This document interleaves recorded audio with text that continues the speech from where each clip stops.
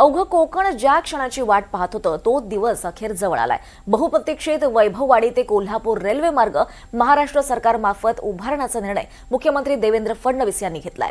मत्स्य व्यवसाय आणि बंदरे विकास मंत्री नितेश राणे यांनी या निर्णयाबाबत विधानसभेत निवेदनाद्वारे माहिती दिली आहे। वैभववाडी ते कोल्हापूर रेल्वे मार्गाला हिरवा कंदील मिळालेला आहे। नितेश राणे यांनी या निर्णयाबाबत विधानसभेत निवेदनाद्वारे माहिती दिली आहे।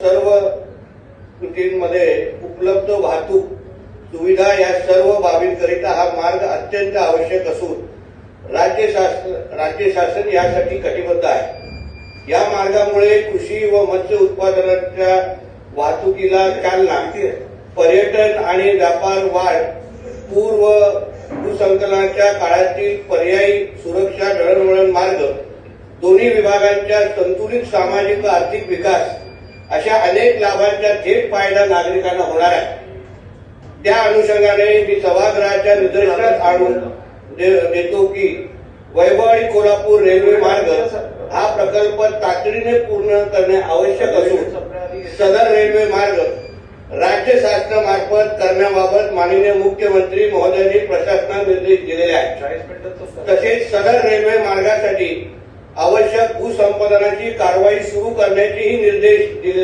दिले असून वैभववाडी कोल्हापूर रेल्वे मार्ग तातडीने तयार करण्याबाबत शासन स्तरावरून कारवाई सुरू करण्यात येत आहे।